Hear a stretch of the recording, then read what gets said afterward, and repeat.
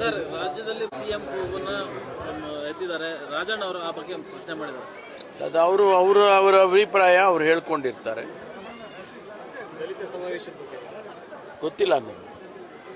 ನಾವು ಮಾಡಬೇಕು ಅಂತ ಹೊರಟಿದ್ದು. ಆಗ ನಮ್ಮ ಹೈಕಮಾಂಡ್ನವರು ಸದ್ಯಕ್ಕೆ ಬೇಡ ಅಂತ ಹೇಳಿದರು. ಅದು ಪೋಸ್ಟ್ಪೋನ್ ಮಾಡಿದ್ದೇವೆ.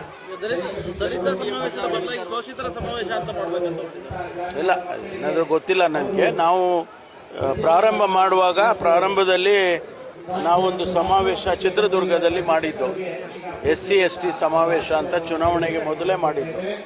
ಅಲ್ಲಿ ಕೆಲವು ನಿರ್ಣಯಗಳನ್ನು ಮಾಡಿದ್ದು. ಆ ನಿರ್ಣಯಗಳ ಬಗ್ಗೆ ಚರ್ಚೆ ಮಾಡಬೇಕು. ಕೆಲವು ಅನುಷ್ಠಾನ ಆಗಿದೆ, ಕೆಲವು ಆಗಿಲ್ಲ.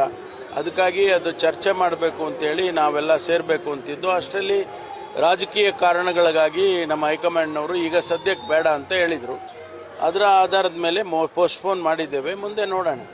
ಸರ್ಕಾರದಲ್ಲಿ ಯಾವುದೇ ವಿಚಾರವಾಗಿ ಸಿಎಂ ಬದಲಾವಣೆ ವಿಚಾರವಾಗಿ ಸಚಿವರು ಪ್ರತ್ಯೇಕವಾಗಿ ಹೈಕಮಾಂಡ್ ಹತ್ರ ಹೋಗಿ ಚರ್ಚೆ ಮಾಡ್ತಿದ್ದಾರೆ. ಅದ್ರ ಬಗ್ಗೆ ಯಾವುದೇ ರಾಜಕೀಯ ಹೇಳಿಕೆಗಳು ನಾನು ಕೊಡೋದಿಲ್ಲ. ಯಾವುದು political questions, no answer. Sir, ಮುಂದಿನ ನಾಯಕತ್ವ ಸಿಗುವವರೆಗೂ ಸಿದ್ದರಾಮಯ್ಯ ಈಗ ಅಗತ್ಯ ಅಂತ ಹೇಳಿ ಸತೀಶ್ ಜಾರಕಿಹೊಳಿ ನೋಡಿ, ನಾನು ಹೇಳಿದ್ನಲ್ಲ, ರಾಜಕೀಯದ ಪ್ರಶ್ನೆಗಳಿಗೆ ಉತ್ತರ ಕೊಡೋದಿಲ್ಲ.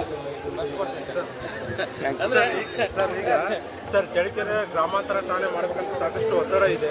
ಜನಸಂಖ್ಯೆ ಕೂಡ ಜಾಸ್ತಿ ಆಗ್ತಿದೆ. ಅದಕ್ಕೇನಾದ್ರು ನೋಡೋಣ, ಪ್ರಸ್ತಾವನೆ ಬಂದ್ರೆ ಪರಿಶೀಲನೆ ಮಾಡ್ತೀವಿ.